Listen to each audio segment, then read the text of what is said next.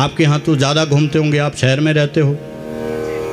उस घर में कभी नहीं जाते जिस घर में भगवान के पद चिन्ह होते हैं, क्योंकि उन्हें पता है ये पक्का सनातन ने कहीं पिटाई ना हो जाए। बोलो भक्त वत्सल भगवान की। तो कहाँ जाते हैं? जहाँ देखते हैं ना भोले भाले भूत टांग रखे हैं, तो भूतों से जो डरते हैं वहीं भूत घुसते हैं। इसलिए भूत को भगाने का परम मंत्र क्या है कि भूत के पद चिन्ह को, पहले उनके फोटो को उतारिए, उनके चिन्ह को उतारिए और सनातन धर्म के प्रति श्रद्धा उत्पन्न कीजिए। धीरे धीरे सब कुछ ठीक हो जाएगा। चमत्कार के चक्कर में कभी ना पड़े। चमत्कार एक के जीवन में हो सकता है, लॉटरी एक की लगती है, हजारों का नुकसान होता है। इसलिए चमत्कार के चक्कर में ना रहे। भगवान की भक्ति से बड़ा कोई चमत्कार नहीं है, भगवान की भक्ति से बड़ा कोई भी उपाय नहीं है, कोई भी ज्ञान नहीं है।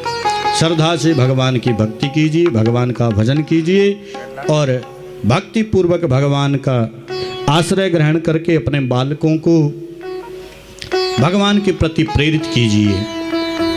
सोमवार को शिव जी को जल चढ़ाना, मंगलवार को हनुमान चालीसा का पाठ करना, हनुमान जी के मंदिर में जाना, प्रसाद लगाना, बुधवार को गणेश जी को लड्डू चढ़ाना, गणेश जी की आरती करना, वीरवार को भगवान विष्णु की आरती करता, उनकी उपासना करना, केले के वृक्ष की पूजा करना, शुक्रवार को माता का पाठ करना, भजन करना, शनिवार को शनिदेव का व्रत करना, उपासना करना, राहु केतु को शांत करने के उपाय करना, महामृत्युंजय मंत्र का जाप करना और रविवार को भगवान सूर्य की उपासना करना। देखो 7 बार हैं। राजा परीक्षित जी को 7 बार में मरने का श्राप हुआ था कि 7 दिन के अंदर मरेगा। 7 दिन है ना, तो 7 दिन कौन कौन से हैं? दिन कहाँ से प्रारंभ होते हैं? कितने लोग जानते हैं कि सनातन का जो पहला बार है कौन सा है? कौन सा है? गलत। जो सनातन धर्म का पहला जो बार होता है, जो शुरुआत होती है, उसका नाम है आदित्यवार अर्थात रविवार। रविवार से गिनती होती है। रविवार, सोमवार, मंगलवार, बुधवार, वीरवार, जिसको गुरुवार भी कहते हैं, शुक्रवार, शनिवार, ये 7 दिन हैं। सबके पास 7 दिन हैं। ये निश्चित है, कोई शनि को जाए चाहे बुध को जाए, लेकिन है निश्चित।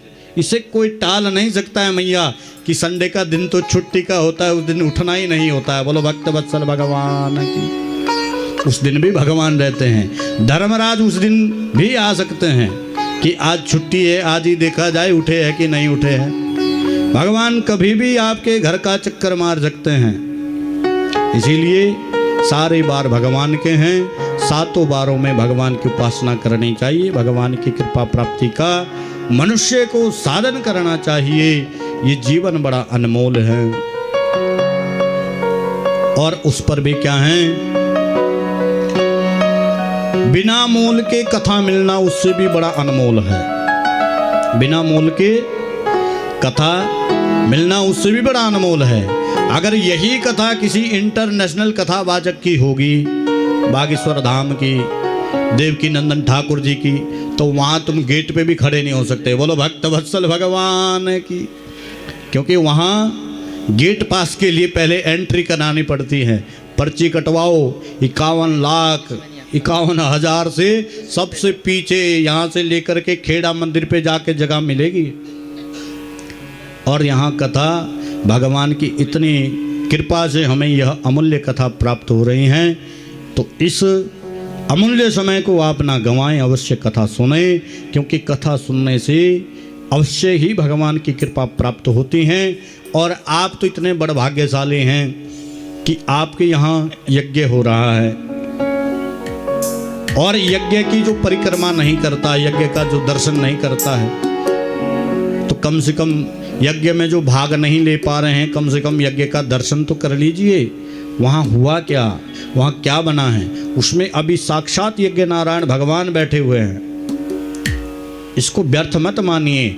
ये महाकाल भगवान सिद्ध हैं, सिद्ध पीठ हैं। इसीलिए तो इतने बड़े धार्मिक कार्य ऐसी गली में जिसमें कोई नहीं रहता वहां हो रहा है। बोलो भक्त वत्सल भगवान की। जिस गली में कोई रहता ही नहीं है उस गली में भगवान ने आपको बुलाया है। बताइए चमत्कार है या नहीं? नहीं तो आपके घर के बाहर टेंट लगा करके क्यों कोई ब्राह्मण नहीं आया? ये भगवान की महिमा है कि भगवान यहाँ विराजमान हैं और भगवान चाहते हैं जो मेरे यहाँ आते हैं एक बार मेरी कृपा उन सबको प्राप्त हो। तो आप भगवान के अति कृपा पात्र हैं, इस कृपा से मत चूकिए। बार बार यही प्रयास है कि भगवान की कृपा जिसको जैसी भी प्राप्त हो रही है उस कृपा को प्राप्त कर लीजिए, क्योंकि ये अवसर जीवन में बहुत कम मिलता है, बहुत कम मिलता है। आपके जीवन में सब सुख आ सकते हैं लेकिन भगवान को भजने का कभी सुख प्राप्त हो नहीं सकता। ये तो भगवान की कृपा से होता है, बिनु हरि कृपा मिले ही नहीं संता। भगवान हरि की कृपा के बिना संत का मिलन नहीं होता और भगवान का भजन भी नहीं होता है। इसीलिए आप सब भगवान के इस परम दुर्लभ भागवत शास्त्र को श्रवण करने के लिए समय से पधारे। और कल की कथा में हम विशेष रूप से भगवान का प्राकट्य महोत्सव मनाएंगे, भगवान श्री कृष्ण की बाल लीला का दर्शन करेंगे। भगवान का कल प्रादुर्भाव होगा। श्री सुखदेव जी किस प्रकार से भगवान की कथा को परीक्षित जी को सुना रहे हैं। कल भगवान नंद नंदन श्री कृष्णचंद्र का अवतार ग्रहण की कथा श्रवण करेंगे और परम महोत्सव होगा और जन्म महोत्सव में खूब खुशियाँ मनाई जाएगी। और जब किसी के जन्म महोत्सव में जाते हैं तो कुछ लेके जाते हैं। बोलो भक्त वत्सल भगवान की। चाहे चॉकलेट ही क्यों ना हो लेकिन शुद्ध होनी चाहिए। बोलो भक्त वत्सल भगवान की। अब शुद्ध कैसे होगी? अपनी तो बनती नहीं है, दुकान में ही बनती है, तो इसलिए चॉकलेट मत लाना, ठीक है? दुकान से बनी हुई वस्तु मत लाना। जिनके घर में माखन हो माखन ले आना, मिश्री हो मिश्री आना, कुछ ना हो तो चले तो आना, खाने तो चले आना। बोलो भक्त वत्सल भगवान की। तो कल माखन मिश्री का भोग लगेगा, जिसको खाना है जरूर आना और जिनके घरों में है तो हमें भी ले आना। बोलो भक्त वत्सल भगवान की। आज की कथा का यहीं विश्राम। और कथा का विश्राम देने से पहले एक सुंदर सा भाव लेंगे।